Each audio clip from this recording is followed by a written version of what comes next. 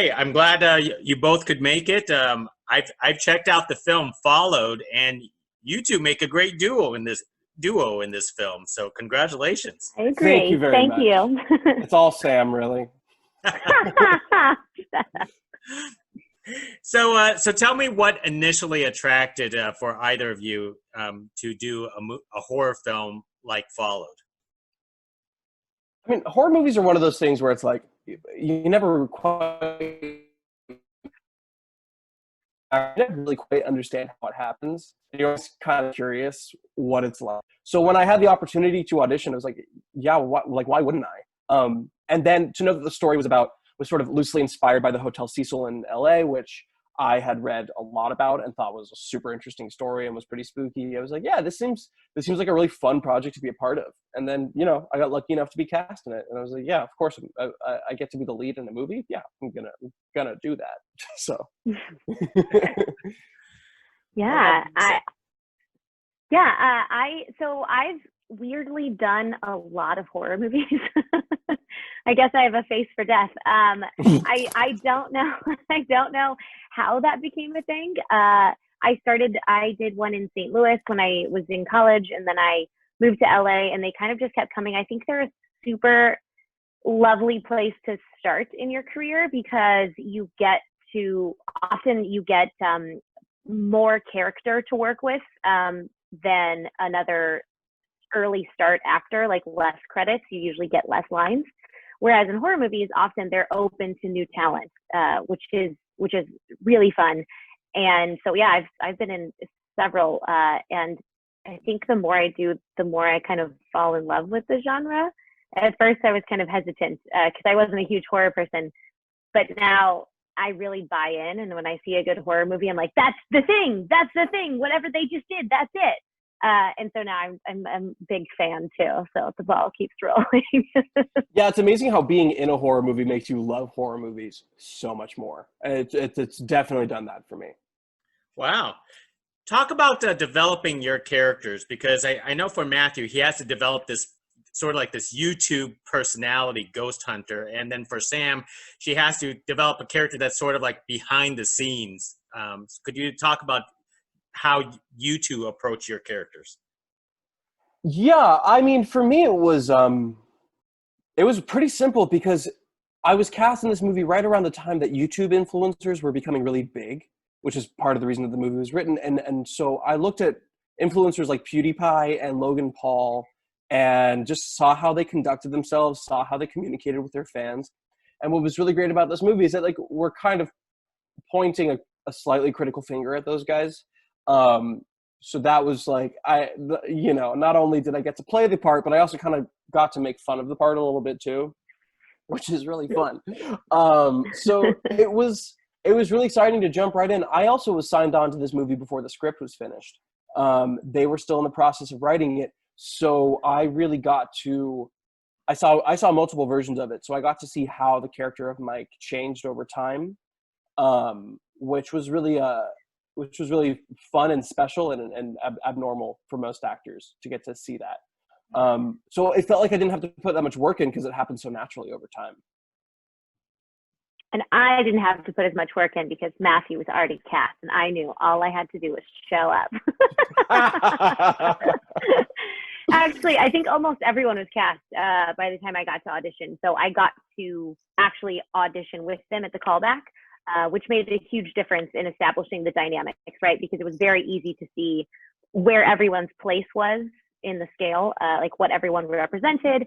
And to get to play Danny, I was just really excited because I had just come off of filming a movie overseas, and I played like a princess millennial. She actually had like her own like Instagram channel. She'd always talk to her phone, and so to get to play the polar opposite of that and to play the sound girl who always had like oversized clothes and a high ponytail and like definitely had a beer and a hamburger after work, like it was really fun. And it's actually like a kind of a place I live in. I'm a pretty comfy person. I like to just chill. It was really fun to kind of be one of the guys on set. And so I really used a lot of the influences I've seen of people, of other behind the scenes people on set, because that's exactly what they wear. That's exactly how they act. Like, they're pretty chill most of the time. They have a hat, they throw on a shirt, they go to work, they drink coffee. Like, that's their day, right? So to be that like mid-level was really fun to play, also against the personality that Matthew brought. Wow. Now, I thought one of the biggest challenges, because this is sort of like one of those found footage type of films that that was popular like 10 years ago. So we haven't really seen those type of films as of late. But could you talk about basically like pretending to lug around camera equipment, or did you actually do your own filming? So we weren't allowed to do our own filming, which is funny. It would have been so fun if we could have. I break things. Yeah, it's true. It would have been really fun if we could have, but it would have been completely unusable. Completely. Yeah. Yeah. Yeah. The art that was put into it by our DP was massively useful. We did all get really close in a way, though, because when we were holding a prop camera, for example, we would turn in conversation and we had to exactly remember who we turned to at what point, when we tipped the camera down, when we tipped back up, because then he would come in and he would stand in front of us and he would turn and we would kind of put our hands on his shoulders as we were talking and show him how kind of we just moved. We got very close very quickly. It was really interesting sort of teaching a director of photography about acting, in a sense, because he literally, if you were the person holding the camera, you literally were essentially hugging him from behind, had your like head on his shoulder, and we're going, okay, the reason that we're turning this way is because of this. And then he would explain the camera ops to us. It was a really interesting and educational experience. And it was also, yes, we got very close very quickly. And fortunately, everybody was like very respectful, and we all just knew that like we were there to make it happen and do it as well as we could. So everybody was game for everything. It was so fun. Yeah, we had to get along. We spent a lot of time in elevators together, and that is not a lot of space for 5 or 6 people. Let me tell you, shooting in an elevator with 6 people is an experience, especially a live elevator. We didn't shut the elevator down or anything. It was fully functional. Wow, those were probably the hardest scenes to shoot by far. Where was all this shot? Where was this location? Obviously, it's not Hotel Cecil. No, they wouldn't let us do it there. I really wish they would have, but they wouldn't. We had 2 hotels that we shot in Los Angeles, in Koreatown and downtown LA. And then, all these sort of like external stuff, all the houses that you see in the movie were in and outside of Los Angeles as well. Did you two ever manage to stop by Cecil Hotel just to check out the place where Eliza Lamb died? Yes, we did. No, not we. You did. Oh yeah, you didn't go. I didn't go. Okay. I get scared easily. I didn't want to go. Somebody couldn't handle it. Ironically, the rest of us went. We actually got a room there for the night, and we were going to go and stay, and it was like we were just going to be all cool and stay, and then we went and got in the room and we were like, nope, not gonna stay here. I think they've done a lot of construction on it, so it looks a little bit different. However, it still has a vibe that is not awesome. It doesn't really make you comfortable, but we did make a point of riding up and down in the elevator that she was last seen in. So we tried to immerse. We took a little bet of who would taste the water, if you know that part of the story, and I was the only one who did it. So you drank the tap water at the hotel? Yeah. Well, you're haunted now. You're probably possessed. So congrats. Great. It's going well. It only means that she's just going to do horror movies from now on. That's it. This is it. Exactly. Mid-pandemic, she'll do most anything. Yeah, true. Truth. So you two have heard about the elevator game before? Because I have never heard of that before. I had never heard of the elevator game before, actually. I did know everything about the Elisa Lam story before I even knew that this project was happening, because I went to college in Los Angeles and right outside of downtown. And so the whole thing was all over the news. There were articles being released about it. So I don't love being in scary places. I don't love experiencing scary things. I love reading about them. So I did a deep dive on that story, which is part of the reason I was so excited to audition for the movie, because I really knew the story very well of Elisa Lam and what happened. So yeah, I didn't know about the Korean elevator game, and I was super super sad and scared when I realized I had to play it for the movie. Yeah, I only knew about it because of all the news coverage that happened when Lisa Lam was found. I think I watched that YouTube video so many times with all of my sorority sisters in college trying to understand what was happening. It still blows my mind to this day. Yeah.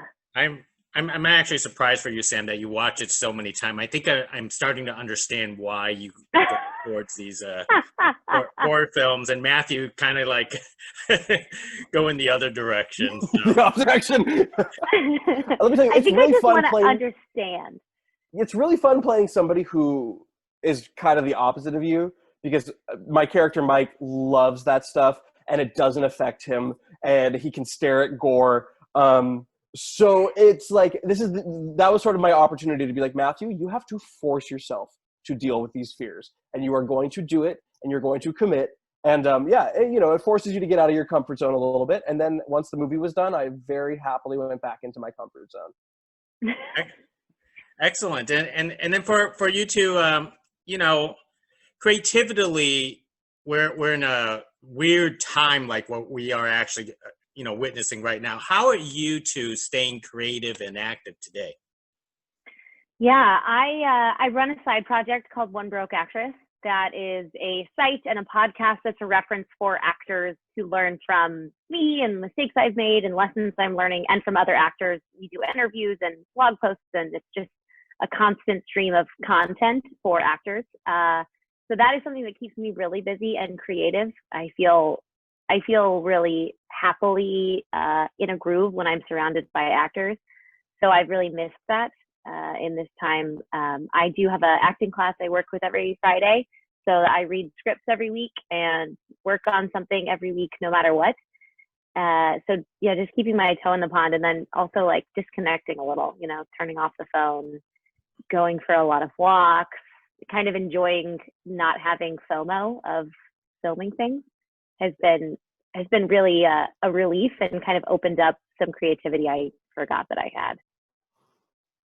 Yeah, it's very similar for me. It's weird doing work like acting, because your creative process so heavily relies on other people being present, and we're supposed to be alone right now. So like Sam, I have an acting class that I'm in every week. The industry hasn't completely halted, so there have been some projects to audition for, and for the most part, I'm just really getting acquainted with Matthew and discovering what that relationship is like. And excellent. It's really very fulfilling. and one more thought, because obviously, all of us have checked out the movie, and it's kind of like an open-ended theory. What do you guys suppose happened to Mike? Sam, I'm gonna let you go. Oh no. Oh my God, I don't know. Listen, here's in my dream world, obviously he didn't die. None of us died. Or if we did, we come back as a band together, because I really want to make a movie again. Yeah, it's a band. I want to make another movie with you guys. That's my goal, right? That's every horror movie's goal, is that you get to relive that magic and that fun a couple of years later. That would be a dream. Do I actually think that the rest of us survived? No. So I asked Antoine, because I didn't know. I still don't know. I said, hey, what happens to Mike after this? Like, how is this ending? And he goes, I'm not telling you. That was all I got. Rude. So, honestly, it's more fun to live in the mystery of it. And if Followed 2 happens to be a thing, then we'll hopefully find out then. Excellent. Well, hey, you know what? This is a great conversation. I love talking to you two. Hopefully you do a sequel and we get to do this again. Hopefully. Absolutely. Please.